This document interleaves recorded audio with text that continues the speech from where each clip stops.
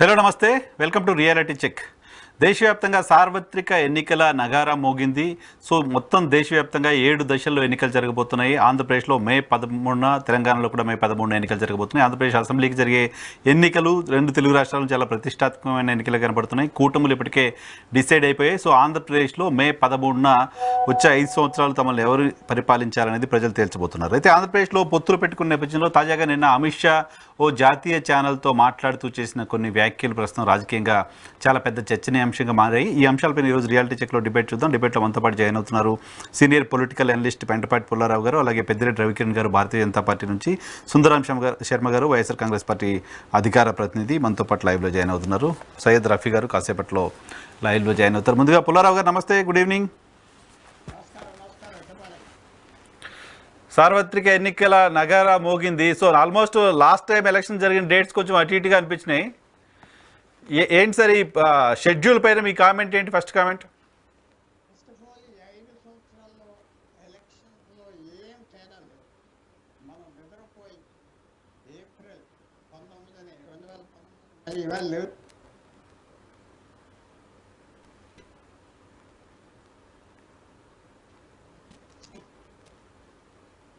పట్టి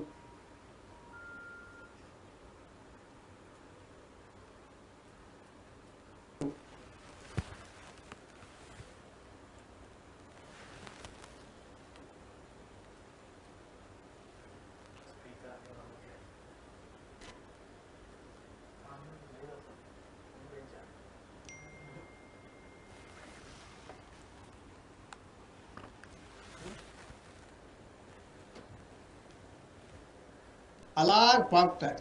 పని తక్కువ ఉన్న సమయం ఎక్కువ ఉంటే లభిస్తుంది. ఏప్రిల్ నుంచి జూన్ వరకు ఎలక్షన్ అది టూ మచ్. ఒక 4-5 phases లో అయిపోతే బాగుంది కదా. టచ్ అయిపోయింది అంటే ఇట్స్ ఇవాళ ఇలాగ చేస్తున్నారంటే 4 అసెంబ్లీస్, సిక్కిం ఒకటి, ఆంధ్ర ఒకటి, ఒరిస్సా ఒకటి, రాష్ట్రం నా మైండ్కి వెంటనే రావట్లేదు చిన్న రాష్ట్రం. 1 day 1 poll అయితే చేయగలరా? ఇది ఒక మంచి ఒకేషన్ నేను అనుకున్నా. నేనేమి కొంత టీవీ మీద చెప్పాను కదా, నా కేసెస్ ఉన్నాయి, రన్ అవుతున్నాయి. ఇంకో విషయం కూడా, నా కేసు సుప్రీంకోర్టు నుంచి మళ్ళీ హైకోర్టు పంపించారు. ఈ మధ్య డబ్బులు ఇవ్వటం, ఇది పసుపు కుక్కు ఇలాంటి పిచ్చి పిచ్చి స్కీమ్స్ తీసుకొచ్చి ఎలక్షన్ మధ్య డబ్బులు ఇవ్వటం. ఏప్రిల్ 10వ తారీఖున 2019లో డబ్బు ఇచ్చారు ప్రభుత్వం. అప్పుడు ఏం రిఫార్మ్ లేదు. మీరు నాకు అడిగారు కాబట్టి ఐ ఫీల్ చక్కగా మాట్లాడతారు రాజీవ్ కుమార్ గారు. మనకు తెలియని వ్యక్తి కాదు, గుడ్ జెంటిల్మెన్, ఫైన్ జెంటిల్మెన్. ఆయన మనకు ఎలక్షన్ కమిషన్ రిజైన్ చేశాడంటే రాజీవ్ కుమార్ గారు తప్పు కాదు. ఇది గుడ్ మ్యాన్. చేంజ్ ఏమన్నా మీకు కనపడిందా? నథింగ్. అదే అంటా నేను, ఏ నంబర్ చేంజ్ చేయని అటు ఇటు అని తప్ప నాకు కొత్తగా. మీరు ఒక చిన్న విషయం, 1 more few seconds ఇవ్వండి. 7 phases పెట్టారంటే 50 సీట్లు లోక్సభకి, 70 సీట్లు. చాలా డెలిబరేట్ గా చేశారు. ఇది మంచిది కాదు. ఫ్యూచర్ ఇంకో గవర్నమెంట్ వస్తే ఇంకా మారుస్తుంది. 100 సీట్లు, 150 సీట్లతో స్టేట్ లో north, south, east, west police forces కావాలన్నారు కాబట్టి కేరళ నుంచి పోలీస్ ఫోర్స్ అస్సాం పంపరు. సో ఇది కొద్దిగా స్పీడప్ చేస్తే 7 ఫేజ్లు 5 ఫేజ్లు చేస్తే బాగుంది కదా. ఒకనప్పుడు 40 రోజులు 30 రోజుల్లో ఉండేది ఎలక్షన్ టైం, క్యాన్వాసింగ్ టైం తగ్గించారు కదా. సో ఇది నాకు చేంజ్ అనేది కాన్స్టెంట్ అని చాలా పెద్దలు అన్నారు. చేంజే ఖాళీ. అది మాత్రం భారతదేశంలో సమయాన్ని, టైం అని మాత్రం మనం అరకట్టాం. Time we have help time కదలకుండా చూస్తాం. మీ పాయింట్ ఏంటి అంటే, ఇంత లాంగ్ ప్రొసీజర్ ఉండడం కారణంగా జరిగే నష్టం ఏంటి? Point number 1. పాయింట్ నెంబర్ 2, ఎందుకు ఇంత లాంగ్ షెడ్యూల్ పెట్టి ఉంటారని మీరు అనుకుంటున్నారు? చెప్పాలంటే ఇది కొన్ని పొలిటికల్ పార్టీస్ హెల్ప్ చేయడానికి. ఎలా చేయాలంటే క్యాన్వాస్ చేసుకోవచ్చు, టైం అన్నాను, తిరగవచ్చు. కానీ అది పెద్ద ఉపయోగం కాదని నేను అనుకుంటాను. ఎందుకంటే 95% ఆఫ్ పీపుల్ ఆల్రెడీ డిసైడెడ్ ఎవరికి, no doubt about it. And దాని గురించి ఇంకా స్ట్రచ్ అవుట్ చేయటం చాలా టెన్షన్లు వస్తాయి. సో ఇది క్విక్ గా అయిపోతే బాగుంది కదా. మనకి ఎప్పుడు స్టార్ట్ అవుతుంది? April 1st నుంచి తీసుకున్నాం, జూన్ వరకు 60 రోజులు. ఛార్జెస్, కౌంటర్ ఛార్జెస్ కొంచెం తక్కువ చేస్తే బాగుండదు కదా.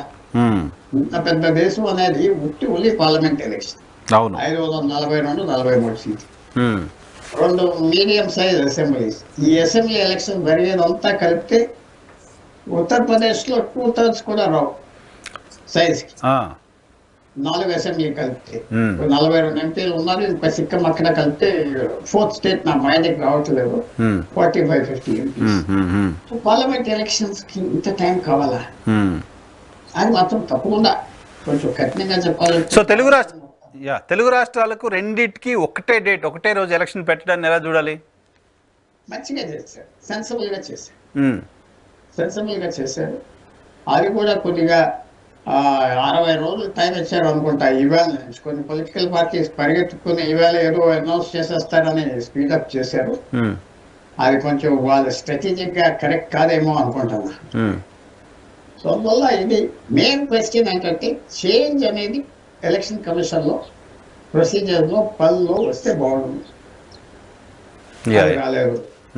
డబ్బులు ఇప్పుడు అన్నిటికంటే లాస్ట్ పాయింట్ ఏంటంటే డబ్బులు పంచిపెడుతున్నా నేను నియోజకవర్గంలో, నన్ను పట్టుకున్నారు. వెంటనే నా పేరు తీసేయాలి బ్యాలెట్ నుంచి, కౌంటర్ మైండ్ చేయకూడదు ఎలక్షన్ అంతా. నా పేరు ఒక్కటే తీసేయాలి. ఆ ప్రొవిజన్ ఉన్నది ఎలక్షన్ కమిషన్ లేదుగా, ఉన్నారు చేయవచ్చు. రూల్స్ కింద చేయవచ్చు. రూల్స్ లో ఉండడం కాదు సార్, రూల్స్ ప్రకారం రూల్స్ ఉండడం వేరు సార్, రూల్స్ ఇంప్లిమెంట్ కావట్లేదు కదా. ఎందుకంటే ఎలక్షన్ కమిషన్ ఈ ఎలక్షన్ కమిషన్ కాదు, ఎందుకు గొడవ, పెద్ద ఎలక్షన్ డబ్బులు ఎలా ఖర్చు పెడతారు, మనం ఆఫ్ చేయలేము, డబ్బులు పంచి పెడుతున్నారు, మనం ఏం చేయలేం. ఆ కళ్ళు అదేంటంటే అందరూ ఓటేయాలి అంటారు. అందరూ ఓటేస్తే అసలు ఈ దేశం మిగలదాకదు. అదే చెప్తారు. ఆ 55%తోనే నాకు స్టార్ట్ అయినప్పుడు I know what is going to say. Jumble కూడా అయిపోయింది. ఆ షెడ్యూల్ ఎవరికైనా అర్థమైందా? ఆ ప్రింట్అవుట్స్ ఇస్తే అందరూ లాస్ట్ ఇయర్ కూడా ఎలాగే జరిగింది, లాస్ట్ టైం కూడా మీకు జ్ఞాపకం ఉన్నదో ఆ జంబుల్ అయిపోయింది కదా. ఒక ప్రింట్అవుట్ ఇచ్చి అందరికి ఇదిగో పని వెళ్తున్నాం షెడ్యూల్ అంటే చక్కగా అందరూ చదువుకుని వెళ్ళిపోదు. సో అది కూడా కొంచెం వేస్ట్. అంటే ఎవరు అన్నారు నాతో, మరి అంత దూరం నుంచి జర్నలిస్ట్ పిలిచి 40 నిమిషాలు కొడితే ఎలాగో 1 గంటన్నరైనా ఉండాలి కదా. ఆ చివరి 1.5 minute కోసం అందరం వెయిట్ చేస్తున్నాం, ఈ లోపు ఇంకా 40 నిమిషాలు ఉపోద్ఘాతం. అవి గంభీరమైన ప్రకటనలు తప్ప దాంతో ఏమో జరిగిందనేది ఎక్కడ కనపడేట్లా. ఎంపీకి ఎంత ఖర్చు పెట్టాలి, ఎమ్మెల్యేకి ఎంత ఖర్చు పెట్టాలనే ఒక నిబంధన ఉంటే మొదటి రోజు కాన్స్టిట్యున్సీలో మొదటి రోజు మీటింగ్ పెట్టినప్పుడే సగం ఖర్చు పెట్టేస్తున్నారు. ఎలక్షన్ కమిషన్ గంభీరమైన ప్రకటనలు, నిఘాలు, అబ్జర్వర్లు మీరు ఏం చేస్తున్నారో తెలియదు.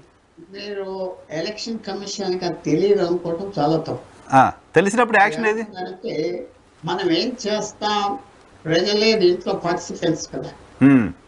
ప్రజలు పార్టిసిపెంట్స్ కదా, ప్రజలు ఇన్నసెంట్ పీపుల్ కాదు కదా, బై స్టాండర్స్ కాదు కదా, ప్రజలు యాక్టివ్ పార్టిసిపెంట్. అదే కొంచెం సుందరరాం శర్మ గారు నేను చెప్పేది ఏదో కరెక్ట్ గా లేనట్టుగా ఆయన ఫేస్ పెట్టారు. ఆయన అడగండి ఖర్చుపెడుతున్నారా లేదా. హైకోర్టులో నీతి మాటలు ఎక్కువ ఆయనకి సీనియర్ అడ్వకేట్ గా కొంచెం చెప్తూ ఉంటారు. నేను ఏది మాట్లాడుతూ ఉంటే ఈ వాజ్ హ్యావింగ్ డిసప్రూవింగ్ లో ఛాలెంజ్ ఓకే ఓకే ఓకే. ముందు నేను నేషనల్ పార్టీ రవికిరణ్ గారితో మాట్లాడాలి. ముందు రవికిరణ్ గారు నమస్తే.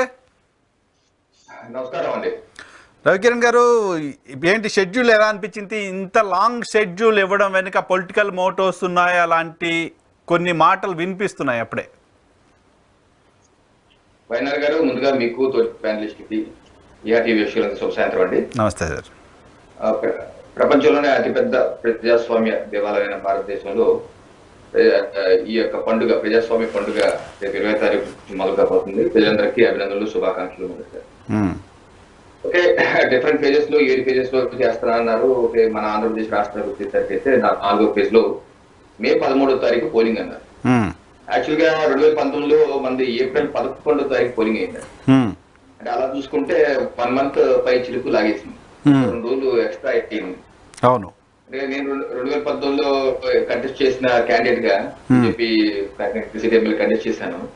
సో మాకు చక్కగా 21 రోజుల్లో 22 రోజుల్లో మాకు ఎలక్షన్ క్యాంపెయిన్ చేసాం, ఏప్రిల్ 11 తారీఖు అయిపోయింది.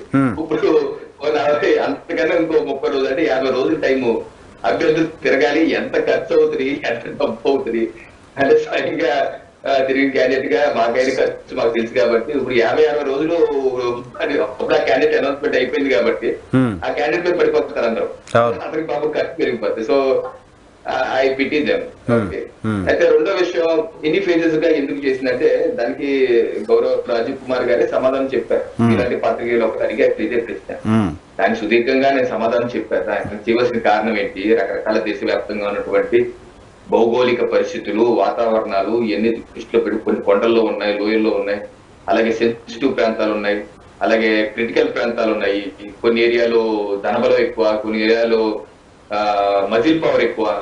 ఎన్ని దృష్టిలో పెట్టుకుని మెటీరియల్ అంతా మూవ్ చేయాలి, ఒక చోట చూసుకోవాలి. మీరు ఇంకొకటి ఆలోచించండి, సెక్యూరిటీ పర్సనల్స్ ఎంత ఇదిగా మూవ్ అవ్వాలి, ఒకరి నుంచి ఒక ప్రాంతం మూవ్ అవుతూ ఉండాలి. దీనికి అయ్యి వాళ్ళకి చేసే శ్రమ మీరు దృష్టిలో కూడా పెట్టుకోవాలి.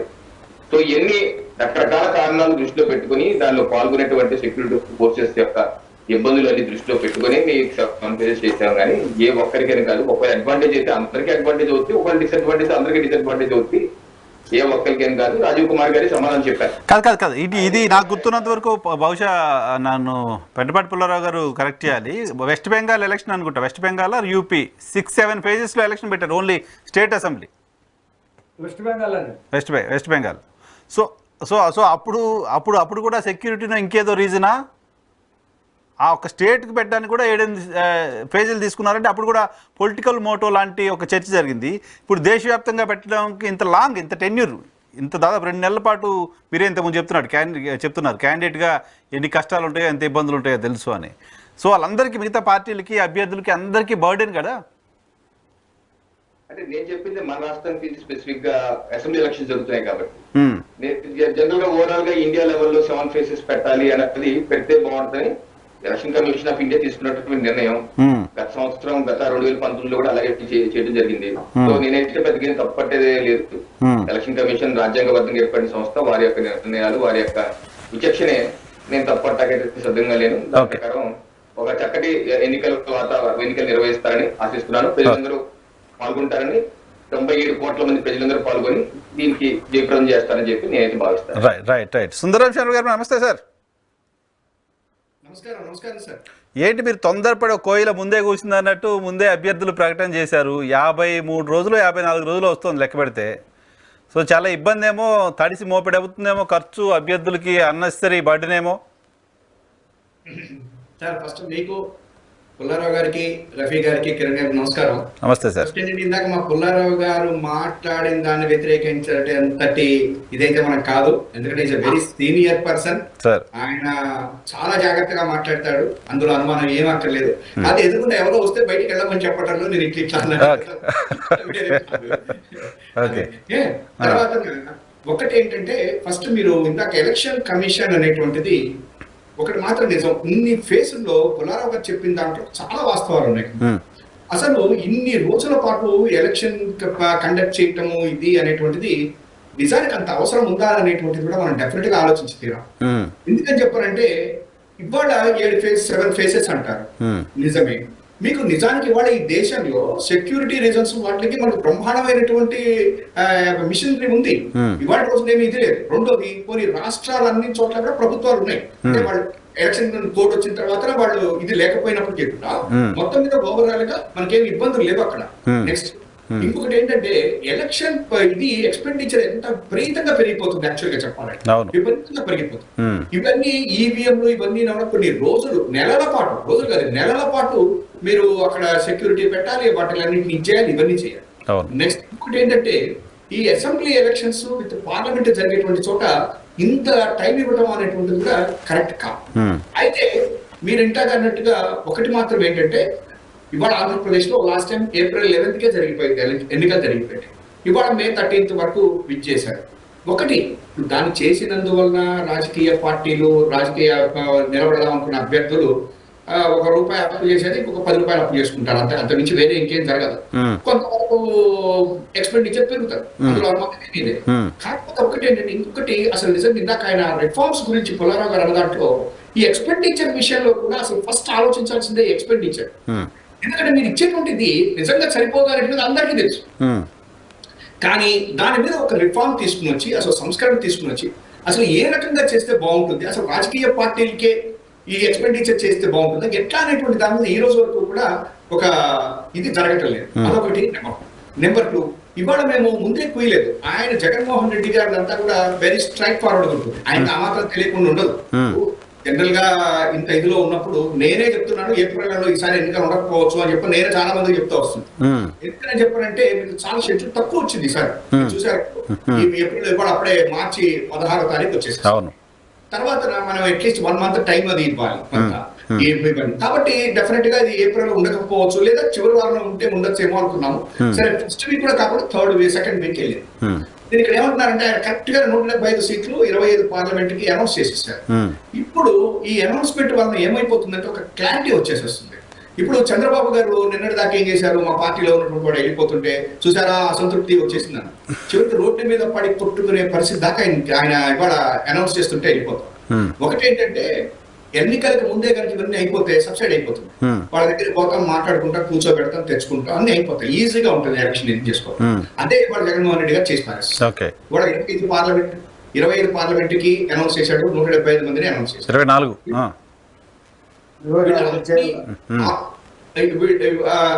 ఇవాళ ఒక్కటి చేయలేదు. ఇవన్నీ కూడా ఇంకొకటి ఏంటంటే, ఇవన్నీ కూడా జనరల్ గా జరిగేటువంటిదే, దీంట్లో మనకు వచ్చినటువంటిది లేదు, నీకు ఇబ్బంది లేదు. ఇవాళ మాత్రము ఒక ఛాలెంజ్ అయితే విసిరాడు జగన్మోహన్ రెడ్డి గారు.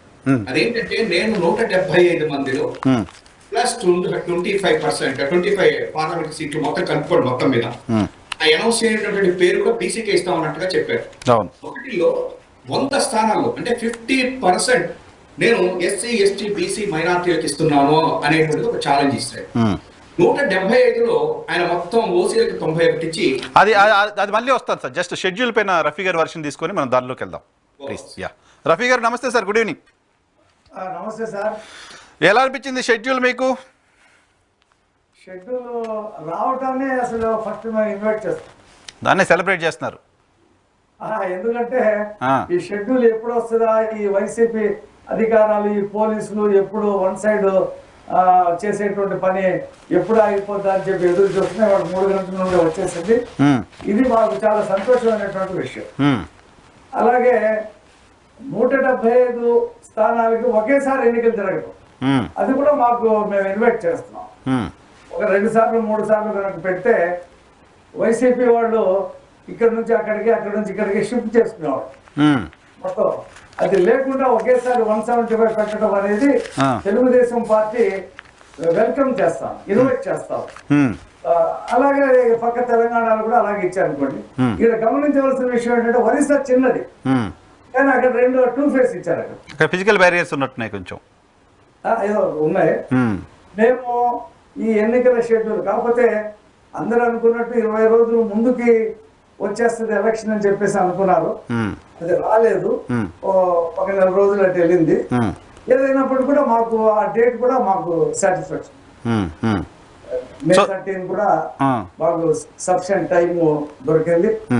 ఎందుకంటే ప్రభుత్వ యంత్రాంగం వన్ సైడ్ కాకుండా ఒక 50 రోజుల పాటు న్యూట్రల్ గా ఉండేటువంటి పరిస్థితుల్లో మేము ఎన్నికల ప్రచారం అవి చేసుకోవడానికి మాకు చాలా సంతోషం. ఓకే, ఇప్పుడు అంటే ఆంధ్రప్రదేశ్ లో 2-3 ఫేజుల్లో ఎలక్షన్ జరిగితే వైసీపీ అధికార దుర్వినియోగం చేస్తుంది, ఒకటే ఫేజ్ లో జరగడం అనేది మీకు అడ్వాంటేజ్ అని మీరు చెప్పదలుచుకున్నారు.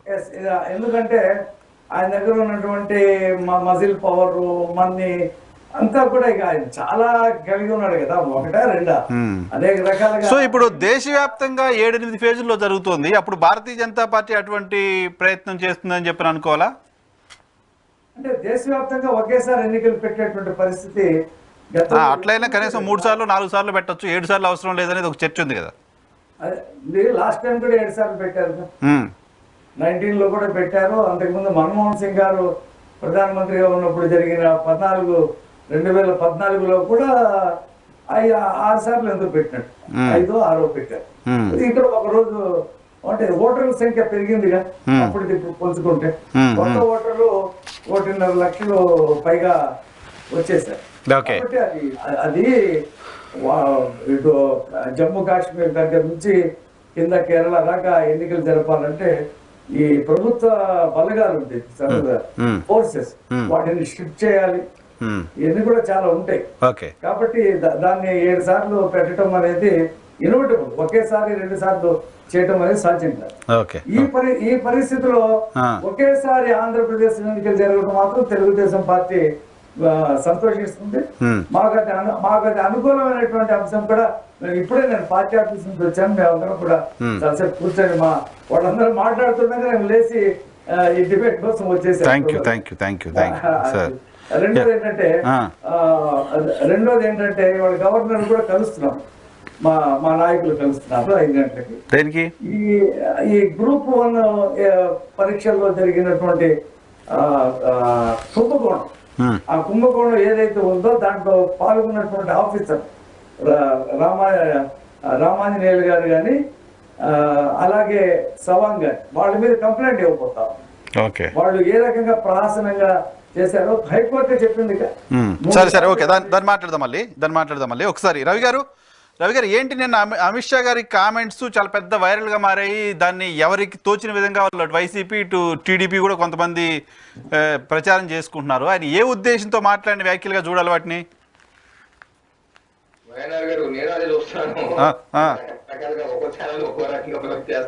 అంటే కట్ చేశారు, ఎవరికి కావాల్సింది వాళ్ళు కట్ చేసుకుంటున్నారు. ఈ ఎన్నికల టైం కాబట్టి ఎవరు కావాల్సిన సెట్ చేసుకుంటున్నారు. అంటే ఇండియా టుడే కాన్క్లేవ్ లో రాహుల్ గారు అడిగారు ప్రశ్న.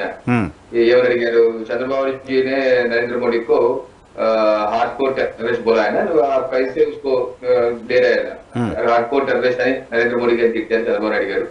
అటువంటి వ్యక్తిని మీరు ఎలా తీసుకుంటున్నారు, ఎందుకు తీసుకుంటున్నారు? దానికి అమిత్ షా గారు చెప్పింది ఏంటి?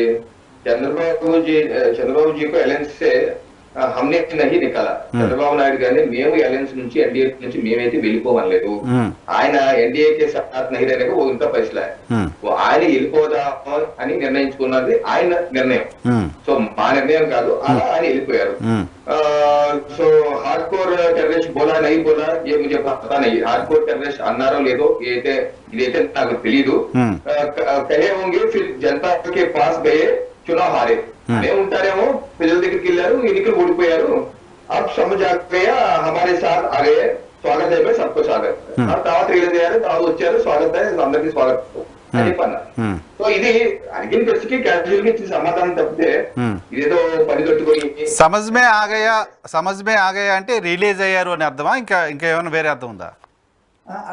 ఇంగ్లీష్ వర్జన్ కూడా చూసాను నేను. ఇంగ్లీష్ వర్జన్ లో కూడా రియలైజేషన్ అంటే సమజ్ మే ఆ గయా, రియలైజేషన్. ఇప్పుడు తెలుగులో నానా అర్థాలు ఉంటాయి, హిందీలో సమజ్ మే ఆ గయా అంటే కొంతమంది ఇంకో రకాలు. దాన్ని వైసీపీ వాళ్ళు అర్థమైందా రాజా అంటున్నారు. వైసీపీ వాళ్ళు దానికి అర్థమైందా రాజా అన్నట్టుగా ఆయనకి అర్థమై వచ్చారు అన్నారు.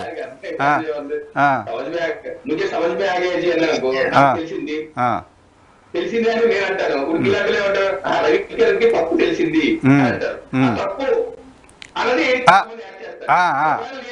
मेरा गलती समझ में आ गया అనుకోండి, मेरा गलती समझ में आ गया. ఒకవేళ అమిత్ షా గారు ఉనికి గల్తీ సమझ में आ गया उनको అంటే ఆయన తప్పు అని తెలుసుకున్నారు అని అనొచ్చు. సమझ में आ गया అంటే రియలైజేషన్ అంతేగాని దీనిలో పెద్దగా కొడుకుల మీద ఎలాగైతే ఏమని లేదా నా యొక్క అభిప్రాయం. సో చంద్రబాబు నాయుడు గారు తెలుగుదేశం పార్టీ భారతీయ జనతా పార్టీని అప్రోచ్ అయింది, పొత్తు కోసం వచ్చారు కాబట్టి మీరు జాయిన్ చేసుకున్నారు. ఆయన అంటాం, ఆయనకి రియలైజేషన్ వచ్చింది, కలుస్తా అన్నారు, స్వాగతించాం, కలిసి వెళ్దాం, స్వాగతం అయిపోయి స్వాగతం. సో కలిసి వెళ్దాం అన్నారు, మేము స్వాగతించాము. సరే ఏదో రియలైజేషన్ అయ్యింది, కలిసి వెళ్దాం అంటే కలిసి వెళ్దాం అంతే. దానికి పాత మిత్రులే కాబట్టి కలిసి వెళ్దాం అని. ఇంకోటి కూడా మా ఏంటంటే చూడాల్సింది ఇక్కడ వ్యక్తిగత అంశాలు. ఓకే, హార్డ్ కోర్ టెర్రరిస్ట్ అన్నారు, ఇవన్నీ అన్నారే కానీ అది ఎవరు కాదన్నారు. కానీ అదేంటంటే భారతీయ జనతా పార్టీ విస్తృతంగా మేము పనిచేసి దేశం ముందు, పార్టీ తర్వాత వ్యక్తిగత చర్చ చేయడానికి సిద్ధాంతం ఆధారంగా పనిచేస్తాం. వ్యక్తిగత అంశాలతో వ్యక్తిగత దాడులు ఎన్ని చాలా చర్చ అవి పెద్దగా పట్టించుకోం. విస్తృతమైనటువంటి దేశ రాజకీయ కాలమాన పరిస్థితి దృష్టిలో పెట్టుకొని ఇరు పార్టీ పెద్దలు అన్ని పార్టీ పెద్దలు తీసుకున్నటువంటి ఒక నిర్ణయం. ఇది మంచిదని మూడు పార్టీ పెద్దలు తీసుకున్న నిర్ణయం కాబట్టి అందరూ పార్టీ నాయకులు కార్యకర్తలు స్వాగతిస్తున్నారు. ముందుకు వెళ్తాం కలిసికట్టుగా. అంటే ఏదో సరే, వైఎస్ఆర్ కాంగ్రెస్ పార్టీ అమిత్ షా గారి వ్యాఖ్యల్ని మాట్లాడడం మాత్రమే కాదు, ఇన్ యాడింగ్ టు దట్ మీ పార్టీకి సంబంధించిన కొంతమంది నాయకులు కేంద్ర నాయకత్వానికి లేఖ రాయడం, ఆ లేఖలో ప్రస్తావించిన కొన్ని అంశాలు ఇవి కూడా ప్రస్తుతం చర్చనీయాంశంగా ఉన్నాయి. అవును, కరెక్ట్. చూశాను, ఆ లేఖ కూడా చూశాను. ఇప్పుడు ఇంటర్నల్ గా పార్టీలో ఉన్నటువంటి అభిప్రాయాలు డెమోక్రటిక్ పద్ధతిలో తెలియజేయడం తప్పేం కాదు. ఉన్నటువంటి అభిప్రాయాలు తెలియజేశారు. 8 పాయింట్లు పెట్టారు. పొత్తుకు మేము వ్యతిరేకం కాదని రకరకాల పాయింట్లు. అది ఎవరు పంపించారు? రాష్ట్ర అధ్యక్షుల వారికి, జాతీయ అధ్యక్షుల వారికి లేఖ పంపించారు. మరి ఎలా లీక్ అయిందో లీక్ అయింది. సో లేఖ పంపిస్తున్నారు కానీ పార్టీ జెండా తగలబెట్టలేదు, పార్టీ కార్యాలయాలు తగలబెట్టలేదు, బూతులు కట్టలేదు, చేయట్లేదు. అటువంటి అప్రజాస్వామ్య కార్యక్రమాలు అయితే మేమైతే చేయట్లేదు కదా. సో లేఖ వరకు మా యొక్క అభిప్రాయాలు, ఆ నాయకులు వారి యొక్క అభిప్రాయాలు అధిష్టానానికి తెలియజేశారు. అధిష్టానం దాని మీద ఆలోచించి ఇంకా సమయం కూడా ఉంది కాబట్టి నోటిఫికేషన్ వచ్చింది, డేట్స్ వచ్చాయి కాబట్టి సమయం ఉంది కాబట్టి అందరితో మాట్లాడి చర్చించి ఇంకా మేము ఏ క్యాండిడేట్ ని డిక్లేర్ చేయలేదు, స్థానం డిక్లేర్ చేయలేదు, చెప్పలేదు కాబట్టి ఇంకా అందరితో మాట్లాడి చర్చించి ఇబ్బంది రాకుండా మా పార్టీ అధినేతలు దానిపైన నిర్ణయం తీసుకుంటారు. నేను లేఖ గురించి అడిగా, మీరు జెండాలు తగలబెట్టడాలు బూతులు ఇవన్నీ మాట్లాడుతున్నారు. ఎవరిని ఉద్దేశించని అనుకోవాలి? అన్ని పార్టీ రకరకాలుగా ఉన్నాయి కదా సార్, రకరకాలుగా చూస్తున్నాం. అంటే ఈ మధ్య కాలంలో లాస్ట్ 1 వీక్ లో జెండాలు తగలబెట్టిన పార్టీ, బూతులు మాట్లాడించిన మనుషులు ఈ మధ్య ఇప్పుడు లేటెస్ట్ ట్రెండింగ్ బూతులు మాట్లాడడం, జెండాలు తగలబెట్టడం ఇవన్నీ తెలుగుదేశం పార్టీకి సంబంధించిన కార్యకర్తలు పిఠాపురంలో చేశారు.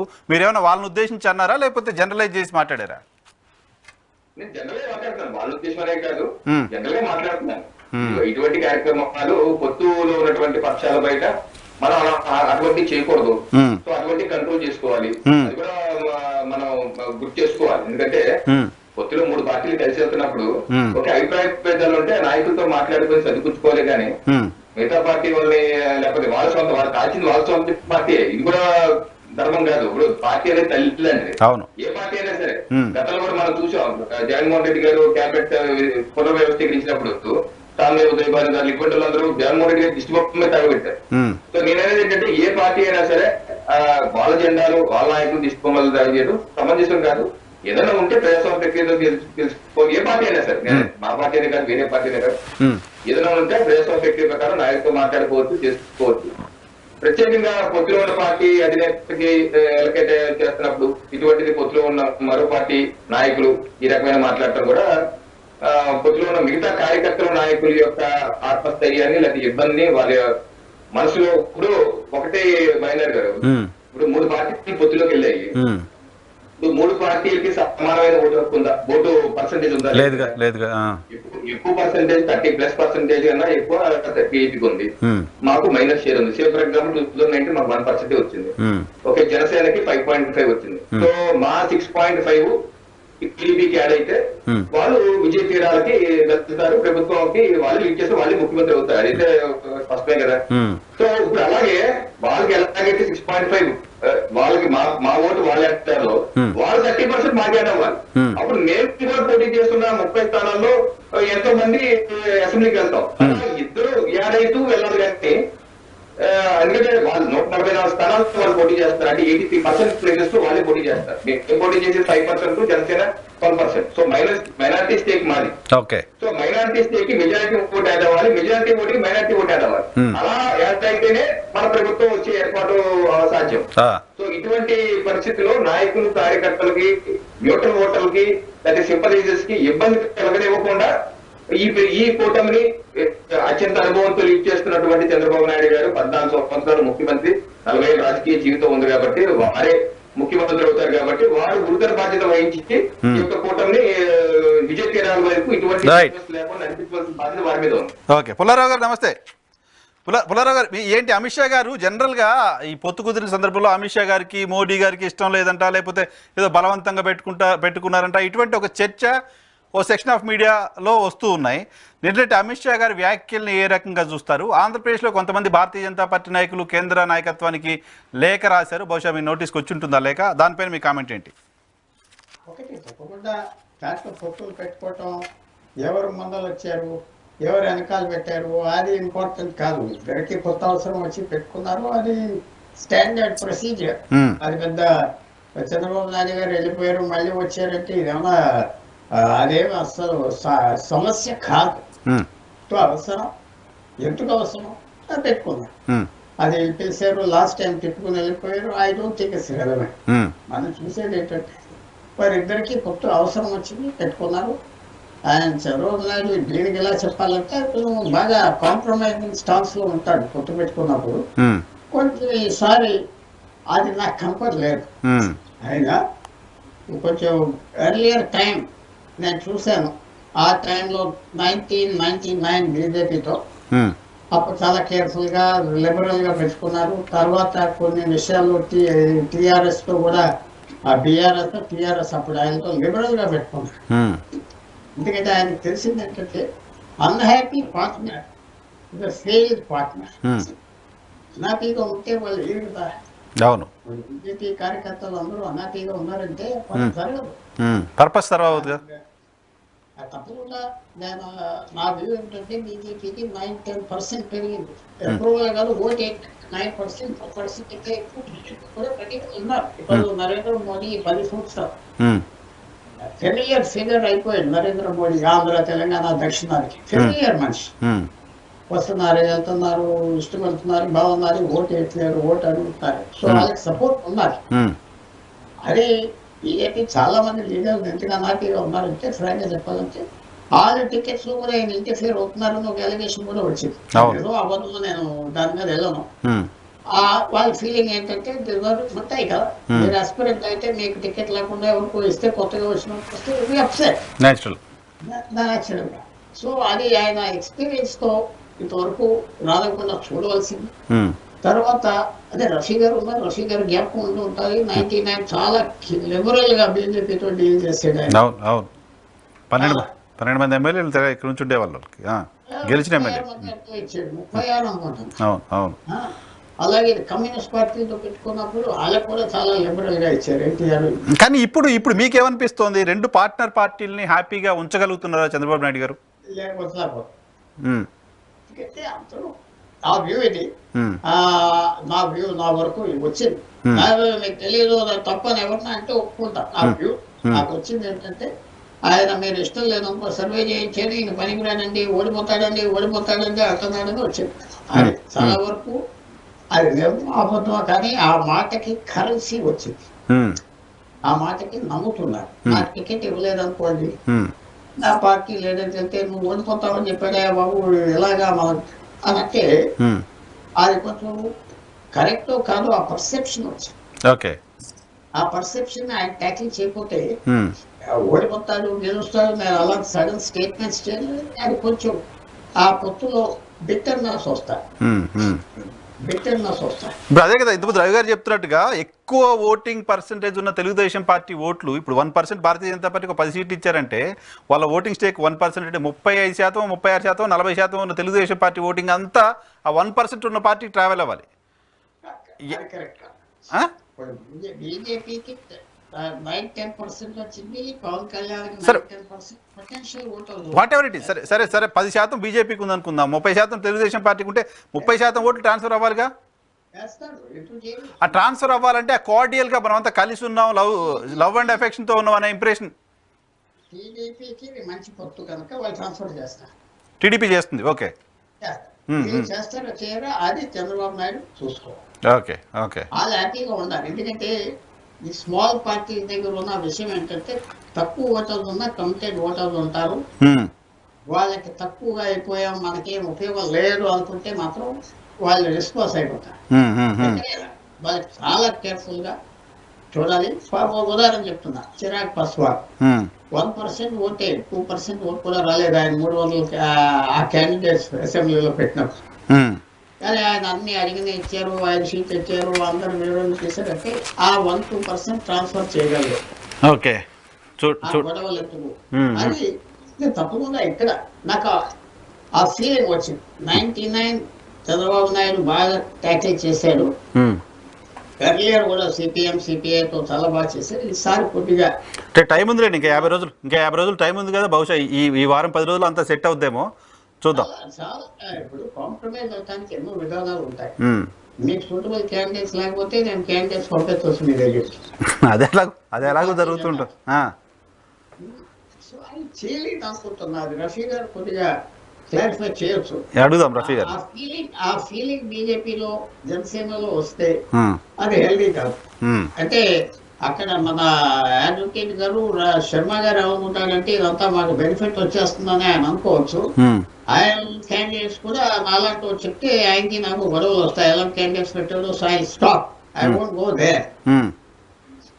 Okay okay okay okay okay Rafi గారు. రఫీ గారు, చెప్పండి సార్. అమిత్ షా గారి కామెంట్స్ని ఎలా చూస్తారు? భారతీయ జనతా పార్టీకి సంబంధించిన నాయకుల లేఖపైన మీ కామెంట్ ఏంటి?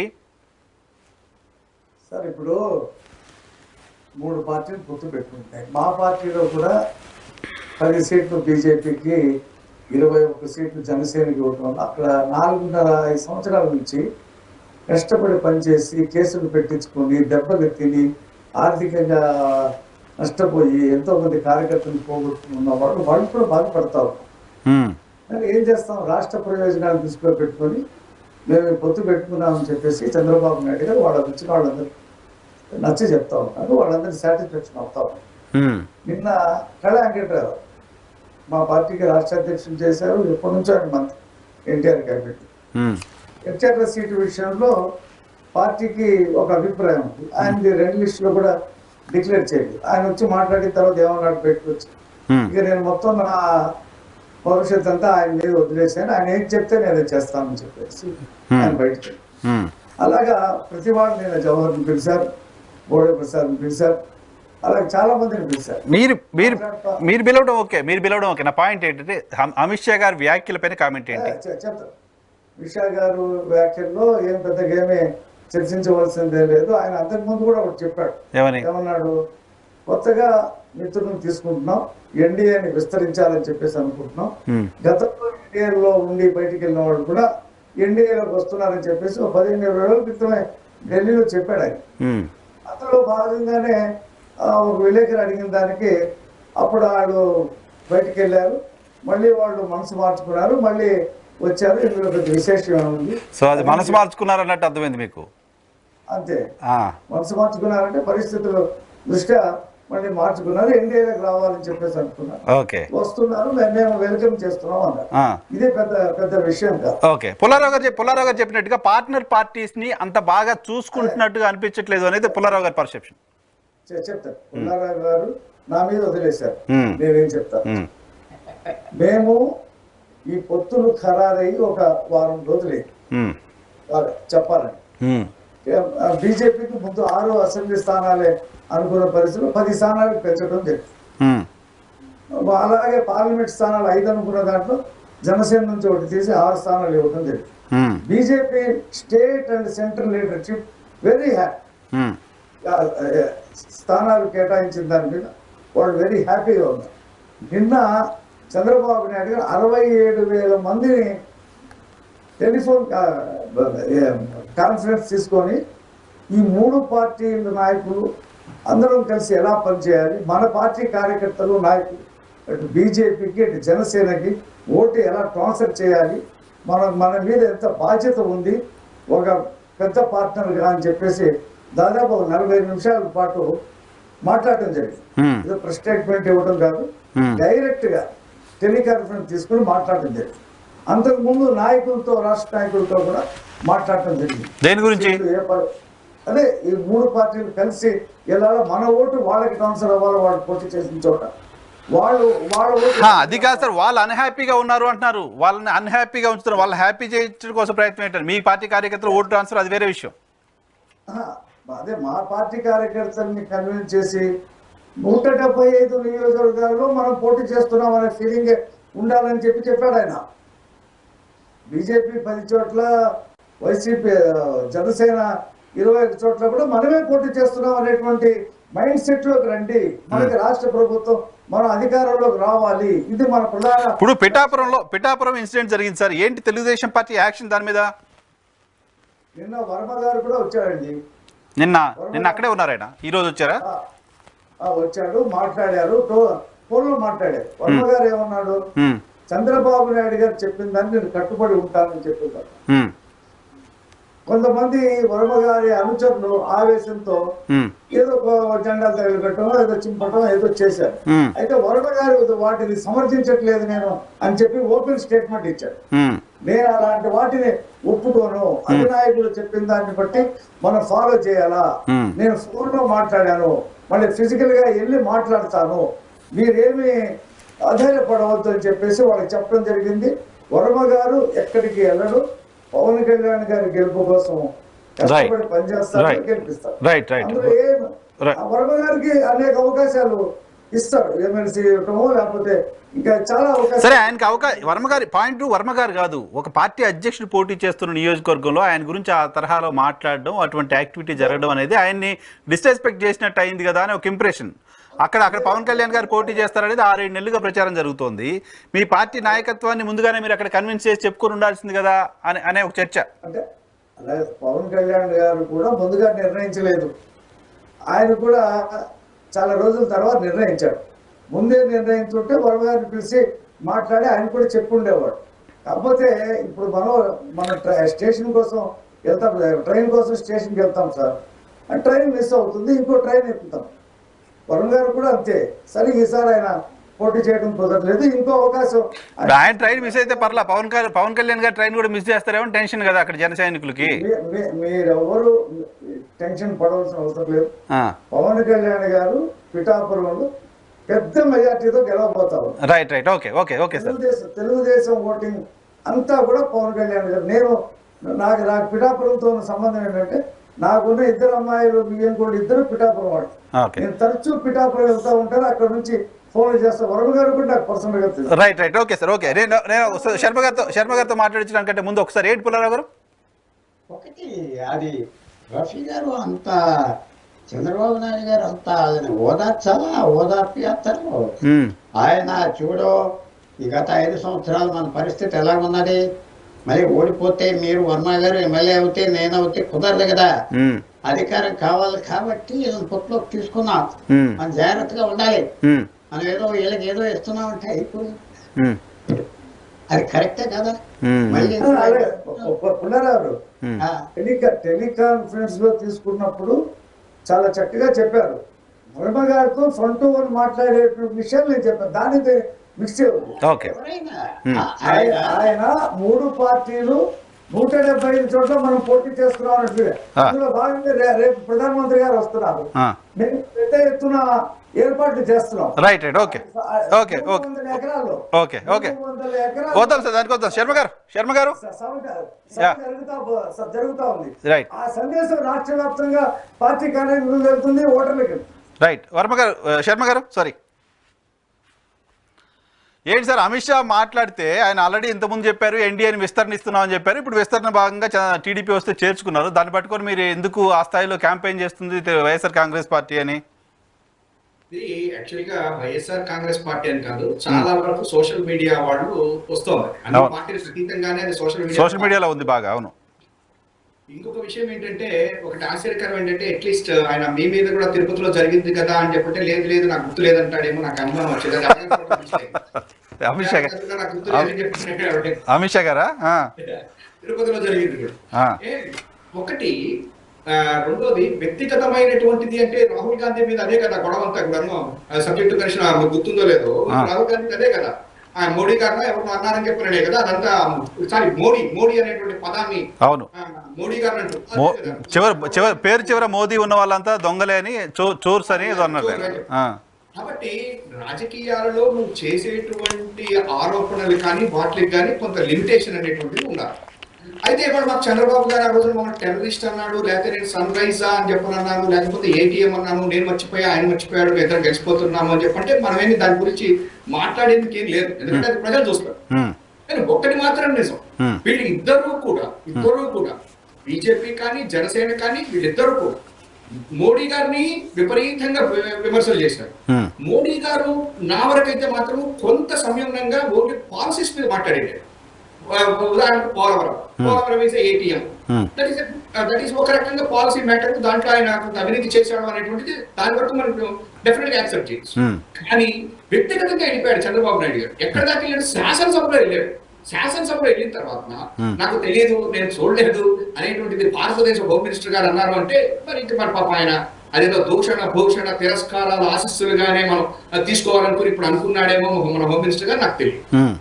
ఇంకొక విషయం, పుల్లారావు గారు చెప్పింది మాత్రం చంద్రబాబు గారి విషయంలో ఇది కరెక్ట్. 1999లో చంద్రబాబు గారు తీసుకోవడానికి ఒక కారణం ఉంది. ఆయన ఆ రోజున భారతీయ జనతా పార్టీలో ఉన్న నాయకులందరూ కూడాను అటు ఇటుగా తెలుగుదేశాన్ని ఇక్కడ బతికించుకోవాలా, బీజేపీ తోటి సెంటర్ లో ఉండాలా, అటువంటి మంచి ఇది ఉండేది, ఆయన టీం ఉండేది. అప్పుడు మీకు 2004 ఓడిపోయేదాకా కూడా అసలు మీకు ఇక్కడ ఉన్నటువంటి రాష్ట్ర నాయకులతో మాట్లాడేవాడు కాదు తెలుగుదేశం పార్టీ వాడు, పైనుంచి వచ్చేది. అసలు ఈయన లిస్ట్ అక్కడ పంపించేవాడు, ఎవరెవరు ఉండాలో ఈయన చెప్పేసేవాడు. చాలా మంచి ఇదిగానే కాంబినేషన్, ఎవరు మాట్లాడేందుకు లేదు అప్పుడు ఆ రోజు. ఆ రకంగానే వాళ్ళు ముందుకెళ్ళారు, అయిపోయింది. అయితే ఇక్కడ ఆశ్చర్యకరమైనటువంటి విషయం ఏంటంటే చంద్రబాబు నాయుడు గారు ఎవరితో పొత్తు పెట్టుకున్నప్పటికీ కూడా ఆ పొత్తులో ఉన్నటువంటి పార్టీని ఎట్టి పరిస్థితుల్లో కూడా నేను యూజ్ చేస్తున్నట్టే రాజకీయంగా వాళ్ళని బతకలేదు. మీరు కేసీఆర్ గారి విషయంలో 2009లో నేను ఇవాళ మీతోటి మన చర్చ కాబట్టి అనాలిసిస్ చెప్తున్నాను. 2009లో మన సికింద్రాబాద్ లేకపోతే కొన్ని ఏరియాస్ లో తెలుగుదేశం పార్టీని క్యాండిడేట్ నిలబెట్టేసింది, బీఫామ్ చేసింది. అటు పక్కన ఆయన పేరెంట్ కేసీఆర్ గారు నామినేట్ ఇచ్చేశాడు. ఏమన్నా పెట్టాడంటే చంద్రబాబు నాయుడు కొత్త పేరు పెట్టాడు, ఫ్రెండ్లీ కంటెస్ట్ అని పెట్టాడు. పొత్తులోకి వెళ్ళిన తర్వాత ఫ్రెండ్లీ కంటెస్ట్ ఏంటో మనకు అర్థం కాలేదు. చివరి ఓడిపోయాడు. అంటే ఏం చేశాడు, కేసీఆర్ దెబ్బతీశాడు. కేసీఆర్ దెబ్బతీయాలి, దానికి 30-40 వస్తాయి, రాజశేఖర రెడ్డి గారు గెలుస్తాడు. కానీ ఇంకొక పార్టీ బతకూడదు, అంటే తృతీయ ప్రత్యామ్నాయం రాకూడదు అనేటువంటిది ఎప్పుడైనా సరే చంద్రబాబు గారు చేస్తూ వచ్చాడు. ఇన్ని ఏళ్లలో చేసింది ఆయన ఒకటి. వాడు ఇంక్లూడింగ్ నేను పవన్ కళ్యాణ్ గారి విషయం కూడా అదే చెప్తాను. అతను కొంచెం పరిపక్వతగా కనుక ఉన్నట్టుంటే ఇవాళ తృతీయ ప్రత్యామ్నాయం కింద పవన్ కళ్యాణ్ డెఫినెట్ గా ఎమర్జ్ చేయరు. వెరీ అన్ఫార్చునేట్లీ అతను ఆవేశమో లేకపోతే ఆయన చెప్పినట్టు ఒక రకమైన ఇదో మనకు తెలియదు. కానీ ఏ నాయకుడు కూడా అట్లా మాట్లాడేటువంటి ఇదిలో ఆయన ముందుకెళ్ళిపోయేసి ఇవాళ ఆయన నష్టపోలేదు. ఆయన నష్టపోయాడా లేదా కాదు, ఎందుకంటే రాష్ట్రం నష్టపోయింది, రాజకీయంగా రాష్ట్రం నష్టపోయింది. పవన్ కళ్యాణ్ పార్టీ బలపడకపోవడం ఆంధ్రప్రదేశ్ రాష్ట్రానికి నష్టమా అంటే నేను అంటే చెప్పాను. ఇవాటి రోజున కొత్త పార్టీలు రావాలి, కొత్త పార్టీలు రావాలి, కొత్త వాళ్ళు రావాలి. ఎందుకంటే నాయకత్వం పెరగాలి. ఇవాటి రోజున ఏమైపోయిందో చూడండి, చంద్రబాబు నాయుడు గారు మళ్ళీ అదే టీం వాళ్ళే వస్తారు, వాళ్ళే ఆడుతున్నారు బ్యాటింగ్, కొత్త వాళ్ళు లేరు. పాప ఇవాటి రోజున చాలా మంది మీరు తగలబెట్టారు, అది చేశారంటే యూత్ అది. ఫర్ ఎగ్జాంపుల్ ఇక్కడ ఆయన కిరణ్ ఉన్నారు, ఆయన లాస్ట్ టైం పార్టీ చేశాను అన్నాడు. We need such people today. వాళ్ళు కూడా ఓడిపోవచ్చు కంటిన్యూస్ గా, ఏదో భారతీయ జనతా పార్టీ వందొచ్చు, బట్ లీడర్షిప్ ఎమర్జ్ అవుతుంది రాష్ట్రంలో. అది లేకుండా పోయింది ఇవాటి రోజున.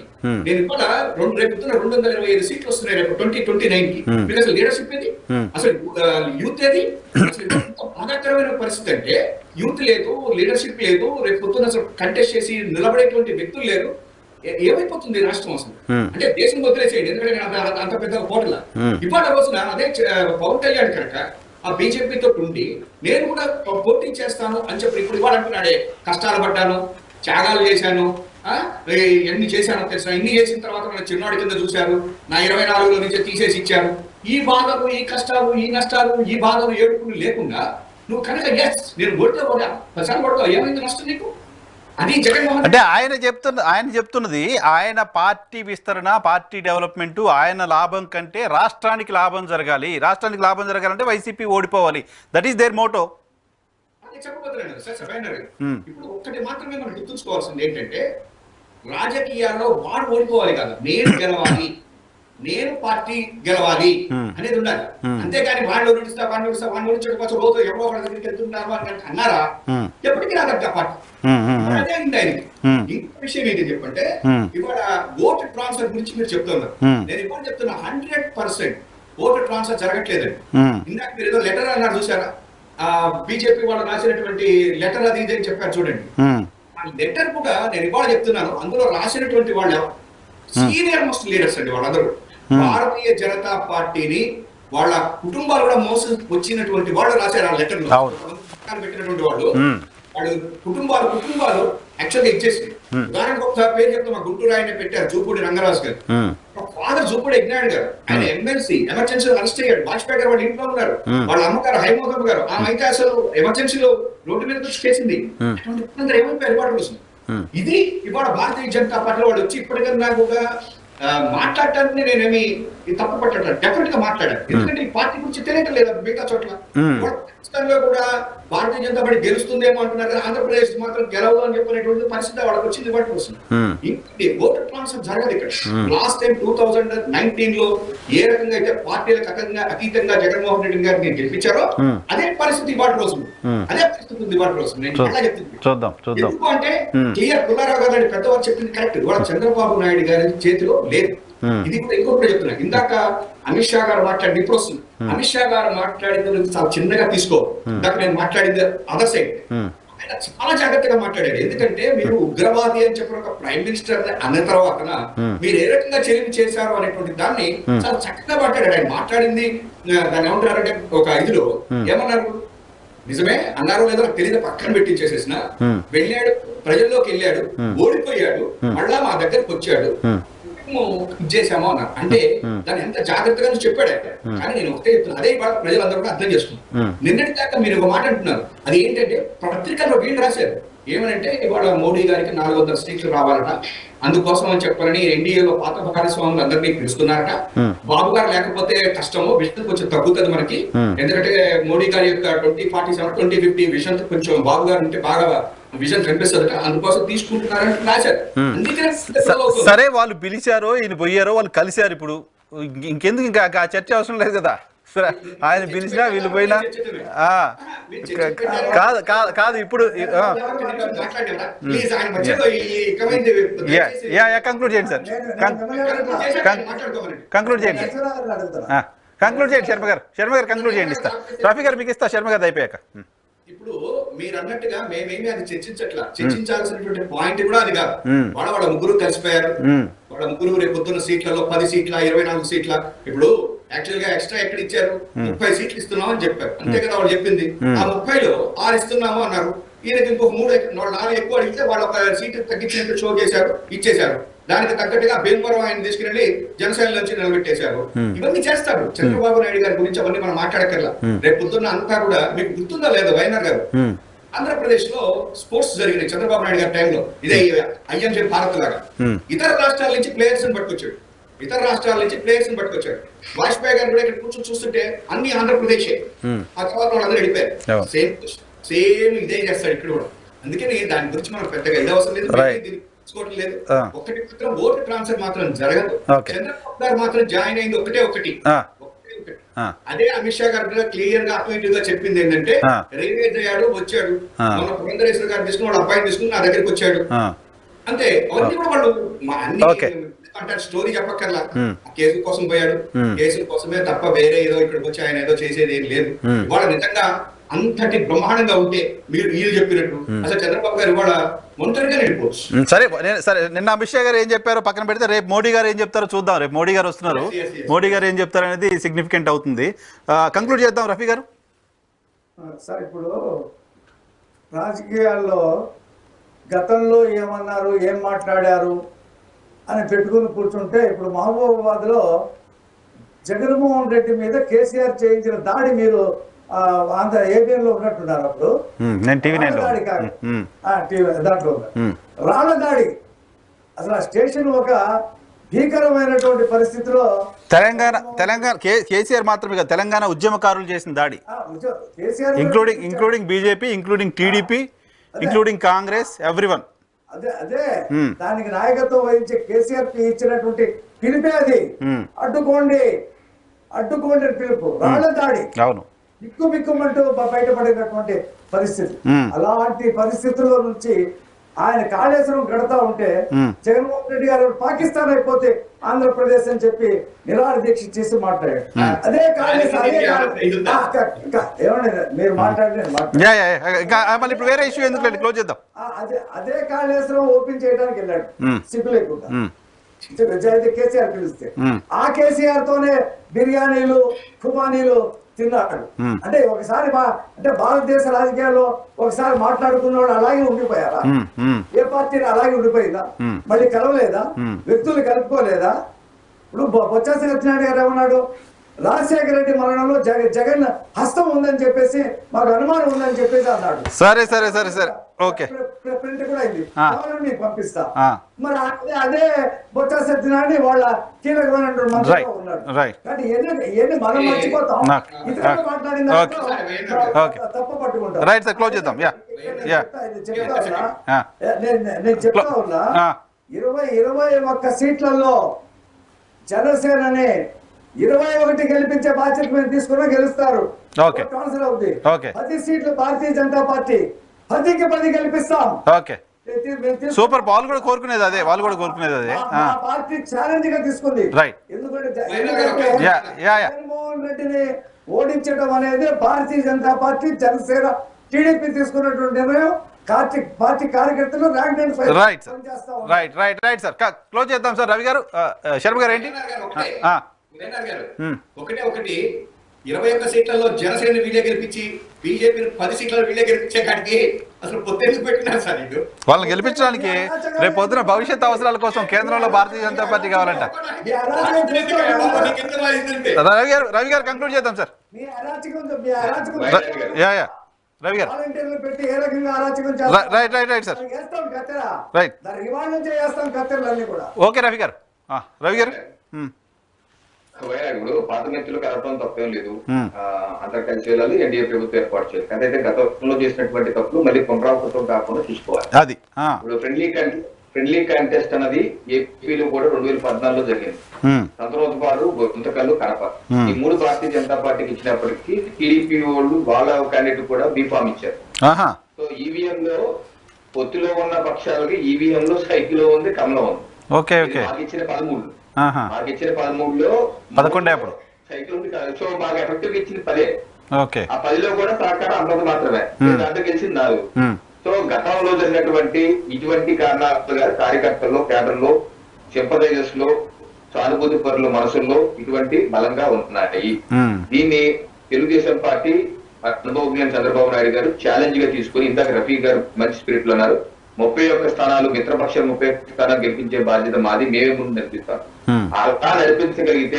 అలా నడిపిస్తే తప్పనిసరిగా ఆ యొక్క పాత చేదు అనుభవాల నుంచి బయటపడి నూతనోత్సాహంతో కార్యకర్తలు, నాయకులు, సానుభూతి పరులందరూ తెలుగుదేశం పార్టీ 144 స్థానాల్లో వాళ్ళు నిలబడతారు. ఇది గుర్తెరిగి రానున్న 50 రోజుల్లో అందరూ కలిసికట్టుగా ముందుగా ఎన్డీఏ ప్రభుత్వం ఏర్పాటు చేయాలి. చూడాలి. రేపు మొత్తం కూటమికి లాంచ్ ప్యాడ్ రేపు ఉంది. రేపు ఏం జరుగుతుందో, ప్రధాని గారి స్పీచ్ ఎలా ఉంటుందో చూద్దాం. Thank you very much Sharma గారు, అలాగే రఫీ గారు, రవికిరణ్ గారు, పుల్లారావు గారు డిబేట్లో పార్టిసిపేట్ చేసినందుకు. ఇది ఇవాళ రియాలిటీ చెక్. రేపటి షోలో మళ్ళీ కలుద్దాం. చూస్తూనే ఉండండి. హ్యాట్రిక్.